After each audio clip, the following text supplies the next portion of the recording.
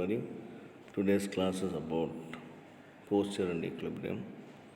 And you all know to perform any motor activity or to maintain a posture, the muscle should have sustained contractions. So, all the skeletal muscle which contract in the body is controlled through motor units. And all the motor neurons for a given muscle make up the motor neuron pool. When all the motor neuron in a pool get activated at one time, this leads to a coarse movement, while partial activation gives much finer degree of control. So, skeletal muscle activity depends on the pattern and rate of discharge of motor neuron. So, there are many inputs to each spinal motor neuron, which can be at the same spinal level, suprasegmental level, from other spinal segments, brainstem and cerebral cortex. Some of these inputs end directly on the alpha motor neuron, but many exert their effects via interneuron and via gamma motor neuron to the muscle spindle. So if you really see the level of integration, the cortex, which is the highest level, generates the idea for a motor activity and generates command for voluntary movements. Whereas the middle level, which is the subcortical centers, plan movements and adjust posture and coordinate movements. Whereas the lowest level, which is the spinal cord, execute movements through the muscle fibers, that is through motor neurons, and the afferents are the receptors in the muscle, tendon and joints. It adjusts and smoothens the active movements. So the level of organization of neural system for controlling the body movement. So we shall see what is posture. This is an understanding about for any motor activity or command which was delivered to execute a movement, where the idea was generated in the cerebral cortex and the motor commands were given for execution at the cerebrum. So we have three levels. The highest is the cerebral cortex, the middle is subcortical, and the lowest is brainstem and spinal cord. So what is posture?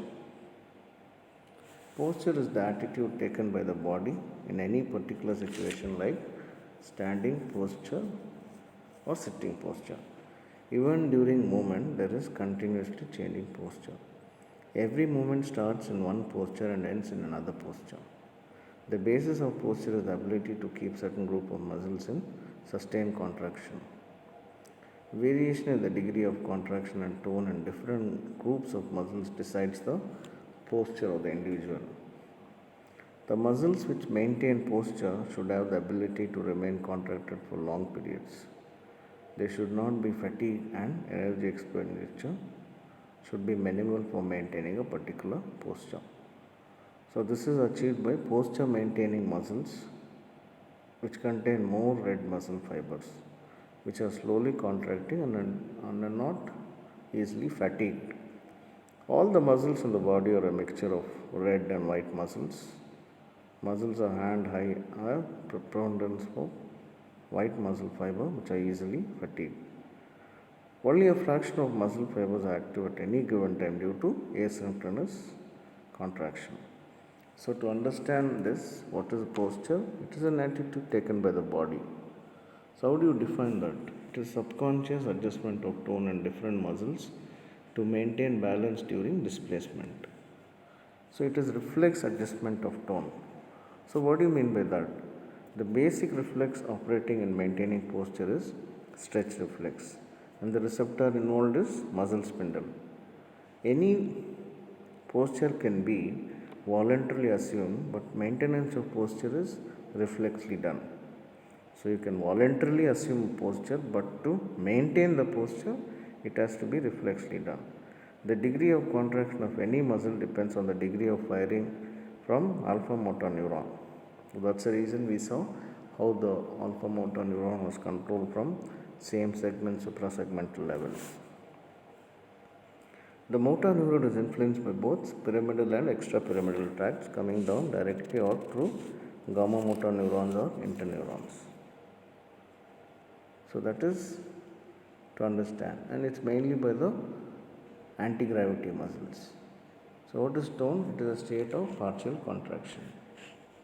So another definition is position of body in relation to the environment, which can be head in relation to the environment, body in relation to the head, body in relation to the environment, and tone of muscles, especially the limbs. So the different reflexes which are essential for maintaining the posture. So for decision for a particular posture may occur in the cortex, as we discussed. Planning and programming occur in the basal ganglia and cerebellum, and the information comes down through the pyramidal tract to the motor neuron supplying the muscles. So for example, if you take a standing posture, the center of gravity is acting in such a way that the body falls forwards. So the anti-gravity muscles like extensors of neck, back, hip, legs should be in a contracted state. In the normal standing posture of humans, the upper limbs are slightly flexed, and the flexor group of muscles are the anti-gravity muscles in the upper limb. The other information which are processed from the periphery are the vestibular receptors, the proprioceptors, the visual receptors, cutaneous receptors play an important role in maintaining posture. In the standing posture, impulses coming through vestibulospinal tract and reticulospinal tract also play an important role. If there is a change in the position of head, the receptors in the utricle and saccule are stimulated and some group of muscles contract, and the head is held erect or in a particular posture. If the animal is pushed to one side, the limbs of that side extend and there will be what is called as you tend to hop, which is the hopping reaction. So generally, what are the postural reflexes? This can be either static or dynamic. So the number of reflexes taking part in maintaining a posture, and these reflexes are called as postural. They are classified into tonic, which are nothing but static postural reflex, or dynamic or phasic postural reflexes. The static reflexes are continuously acting and are called attitudinal reflexes. It involves sustained contraction of the muscle. So static reflexes act on the body at rest, and statotonic or helps establish the body in certain postures. And so we have tonic, labyrinthine, and we'll come to know about that. So in the static reflexes which maintains the attitude, the continuously sustained contraction are tonic labyrinthine, tonic vestibular, and tonic neck reflexes. Whereas the dynamic reflexes which involve transient movement are of two types. The phasic postural reflexes are phasic postural stretch reflex, phasic postural labyrinthine reflex, and writing reflexes. So the following writing reflexes are labyrinthine writing reflex, neck writing reflex, body on head writing reflex, body on body writing reflex, visual. Except for the visual writing reflex, the center for the four writing reflexes is the red nucleus. Which are they? The labyrinthine writing, the neck writing, the body on head writing, and body on body. Writing means upright. So other writing reflexes are placing and hopping reactions. So this is the general classification. So we have static and phasic. Static, statotonic, which established the writing reflex helps to restore the posture, and the statokinetic are during the movement. So the local static reflexes are the positive and negative supporting reflexes. This will be coming to know when we study the spinal animal. The segmental static reflexes are flexor withdrawal and crossed extensor. The general static reflexes which I told you are the writing reflexes like labyrinthine writing, neck writing, body on head writing reflex, body on body writing, and visual writing reflex. The attitudinal reflex are tonic labyrinthine and tonic neck reflexes. So the labyrinthine writing reflex acts on the neck muscles, the neck writing reflex acts on the body writing reflexes acts on the head, the body writing reflexes acts on the body. Optical or the visual writing reflexes. The statotonic, which are having sustained contraction, are tonic labyrinthine, tonic neck, which act on the eyes.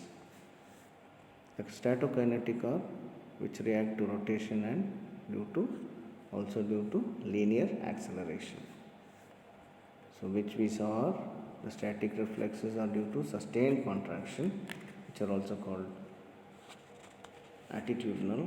The local static or stretch reflex, which is the basis for muscle tone, and the receptor.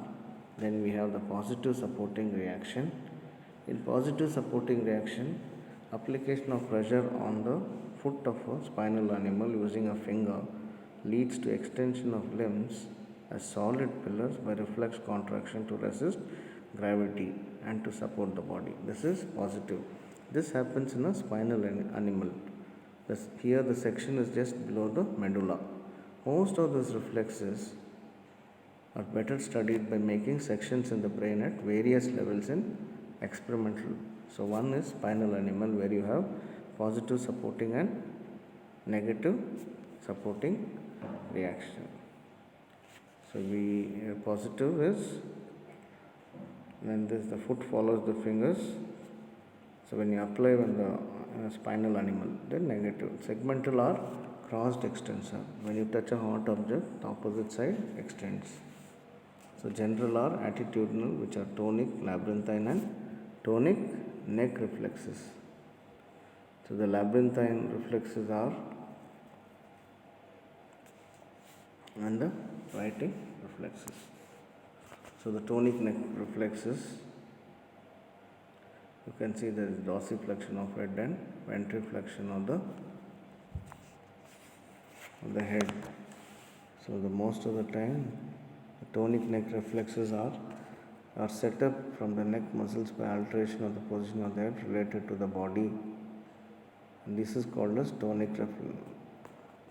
The tonic neck reflex can be obtained by head turned down, which is flexion of the head, and head is turned up, which is extension of the head.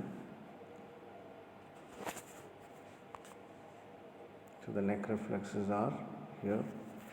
The pathways are the receptors of Pacinian corpuscles in the ligaments of the cervical, and the center for the reflexes are usually upper cervical region of the spinal cord. The efferents is long corticospinal. So you can see that in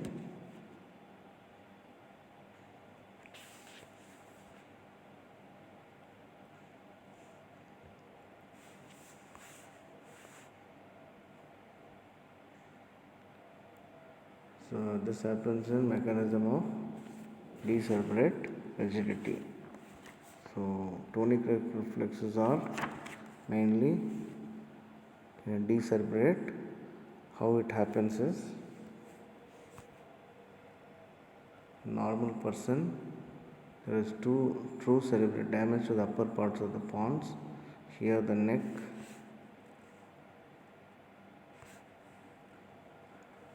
so when we go on to the writing reflexes, we have head writing reflex, body on head writing, neck on body, body on body, limb writing, and optical writing. So this writing reflexes, we have head writing, body on head. Body on head is if a labyrinthectomy, if labyrinth is removed, then also if the animal is laid to one side, it keeps its head erect. This is due to stimulation of cutaneous receptors, which corrects the position of the head. This is body on head writing reflex. The neck, the body on body, the neck writing reflex, when the head is held erect, there is stretch of the muscles on the one side of the neck. The neck writing reflexes operate to correct the body, and the body comes to the erect posture. This is neck writing reflex. The body on body, the above animal is prevented from correcting its head. Then also the body tries to come to the erect posture. This is body on body writing reflex. So we have visual writing reflex. Here in animals visual information can correct the posture. These reflexes are called visual writing reflexes. The reflex is absent in midbrain animal because calcarine cortex is not intact in midbrain animal. So we need to understand that all these postural reflexes are experimentally studied in animals when you section the brain or cut the section. For example, the following sections are studied. For example, you take first is the spinal animal, second is the mid-collicular section, that is decerebrate rigidity, the midbrain animal, and section above the level of thalamus, which is thalamic animal, above basal ganglia or after removal of cortex, which is decorticate preparation. So this was the writing reflex, animal lying on the side, body on head writing reflex, body on body writing reflex. So other reflexes were the placing reactions. So the basis for tone was stretch reflex, which we already discussed with the nuclear bag and chain fibers. So maintenance of tone is mainly by alpha and gamma motor neurons, and higher central, which has inhibitory and facilitatory area, that is the pontine facilitatory reticulospinal tract, the medullary inhibitory reticulospinal tract, and cortical, cerebellar, and caudate influences. So how do we study? So we have what is called a spinal animal. Here the entire spinal cord is intact in spinal animal. Immediately following the section, that is section below the medulla, the animal goes into a stage of spinal shock, where complete flaccid paralysis slowly occurs. Slowly the spinal cord regains excitability and may become hyperirritable.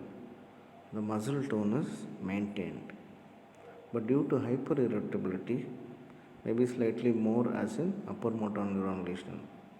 The animal cannot maintain the standing posture even though the muscle tone is. So we have paraplegia and flexion, flexor reflexes, stretch reflexes are hyperactive but weak. There is positive and negative support reaction, crossed extensor and other. The other reflexes, for example, if you take the segmental stretch reflex, can be elicited in the stage of reflex activity. The spinal cord is able to maintain muscle tone, but there will be no voluntary activity. Withdrawal reflex, crossed extensor and mass reflex will be present. So what is positive supporting reaction? See, as I discussed in the initial part, when you apply the pressure on the foot of the spinal animal using a finger, it leads to extension of the limbs as solid pillars by reflex contraction of muscle to resist gravity and to support the body. That means you are supporting the body. This is positive supporting reaction. The foot here follows the fingers as it is withdrawn, and hence it is called magnet reaction. If the pressure is applied on all the four limbs, the animal can assume standing posture for a minute or two on the basis of positive supporting reaction. Here all writing reflexes will be absent in spinal animal. So which are the writing reflexes? Labyrinthine writing, body on head, neck writing, body on body, visual writing, all will be absent in spinal animal. Whereas in decerebrate, it is mid-collicular or intercollicular transection. When the mid-collicular section is made, the animal is referred to as decerebrate animal. Here there is extensive rigidity is seen on all the muscles, especially the extensor loop of muscle. The animal assumes a characteristic posture. Maximum rigidity is seen in anti-gravity muscles. The rigidity is called decerebrate rigidity. Decerebrate rigidity is a release phenomena. The impulses from basal ganglion cortex to the caudal inhibitory area of reticular formation are removed. So, the impulses are removed from basal ganglion cortex to the reticular formation.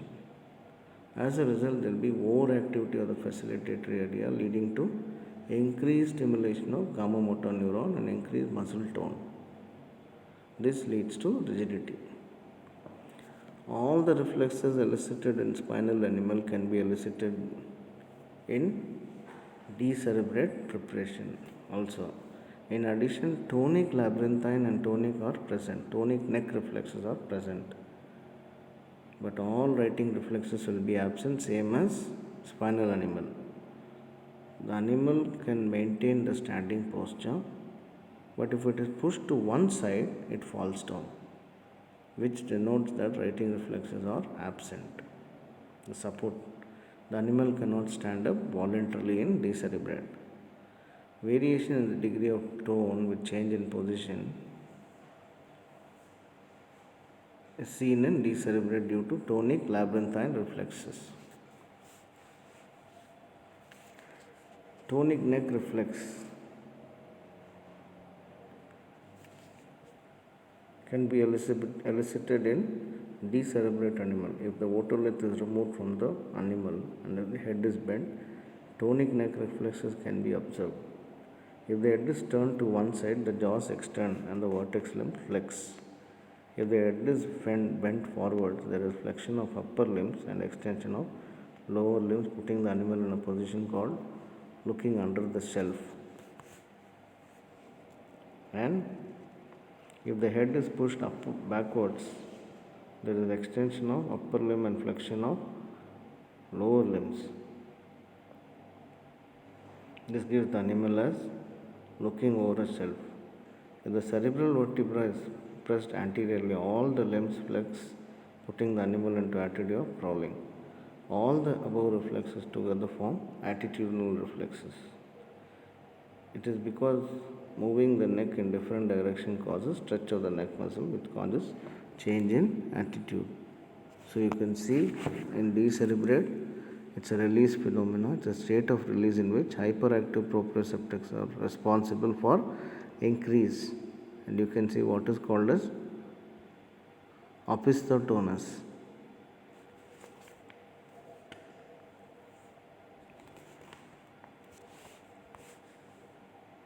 And the postural reflexes like stretch, positive supporting, negative, crossed extensor, all except for the writing reflexes, all the reflexes. There is increased tone in the anti-gravity muscles, respiration, spinal reflexes are intact, the writing reflexes are absent here, emotional response also is not there. So 2 of 3 inhibitory influence on medullary center is removed. So this is extensive. This person is lying supine, damage to the upper border of the pons, the neck and the head are extended, the upper extremities are extended with fingers flexed and forearms pronated, the lower extremities are extended with toes pointed inward. This is the decerebrate posture, what you see. So what's the difference between the classical decerebration and ischemic decerebration? Here there is an intercollicular and midcollicular transection. Here the blood vessels are tied like carotid and basilar artery. Classical is fatal, whereas ischemia is relatively safe. It is due to gamma rigidity, whereas here it is due to alpha rigidity.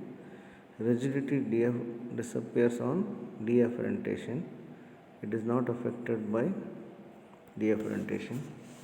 Procaine injection reduces rigidity. It cannot be in ischemia, it cannot be altered with procaine. So what is midbrain animal? Section is made above the level of the midbrain. The important nuclei are intact. Integration of writing reflexes occurs in the upper part of the midbrain, and so in the midbrain, animal writing reflexes are present except visual writing reflex. If the animal is pushed to one side, it does not fall down because writing reflexes are present. They stand upright. Soon after the section, there will be increased rigidity, which will be manifested only when the animal is at rest. So there is writing reflexes, so there is rigidity. The rigidity is not marked as in decerebrate animal. It can assume standing posture and can walk reflexly, but voluntary or purposeful walking is not possible. Temperature regulation is not possible in the midbrain because hypothalamus is above the level of section.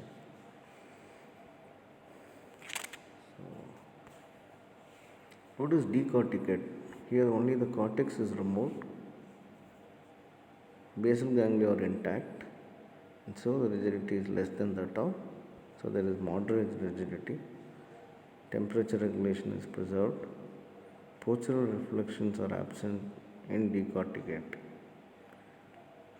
animal or visual writing reflex, placing and hopping. More deficits in primates. So here in decorticate, damage to the upper border of the midbrain. The head is flexed. The upper extremities are flexed. The lower extremities are extended with toes pointing slightly inwards. The head is turned to the right and left, causing alteration in the position of the hands and arms through activation of tonic neck reflexes. So the difference between decorticate and decerebrate is, in decerebrate there is extensive extensor rigidity and decerebrate posture, whereas in decorticate there is moderate rigidity as in hemiplegia. In decerebrate there is writing reflexes are absent, whereas in decorticate writing reflexes are present, so the animal doesn't fall. Temperature regulation is absent in decerebrate rigidity, whereas temperature regulation is normal in decorticate.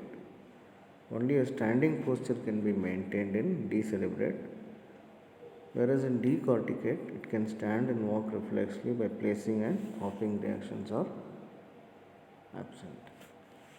So here you can see most of the thing except memory are intact. So when the cat's writing reflex is augmented by unusually flexible backbone and absence of collarbone. Combined, these factors allow for amazing flexibility. So this is what, when you throw a cat in air, by turning the head and forefeet, the rest of the body naturally falls and cat is able to reorient. If you just throw them in the air, you can see this. The head writing reflex follows the visual and vestibular input. This is happening when the writing reflex in a free falling cat. The sequence of events can occur is blindfolded. When the cat is blindfolded, the vestibular input will be causing head writing. Here you can see that the head writing reflex follows visual or vestibular. Neck reflexes act on the body turning acting on the body, and limb extended. So we saw what is posture, how is it maintained, and what are the different transactions we studied, how when the different levels of the brain are sectioned. For example, in spinal animal, in decerebrate, midbrain and decorticate. Spinal animal is sectioned just below the medulla, whereas midcollicular is decerebrate. Midbrain is section is made above the level of the midbrain, or above the section is made above the basal ganglion after removal, it is decorticate. So we saw the difference between decorticate, decerebrate and so what we call it as, we saw as opisthotonus. So red nucleus plays an important role and helping maintain normal body posture and normal body tone. So we need to understand this. So in spinal shock, in spinal animal we saw, okay, it's an attitude to maintain the posture mainly by the red muscles, and with anti-gravity muscles are very active, okay, with some tone static reflexes and dynamic reflexes.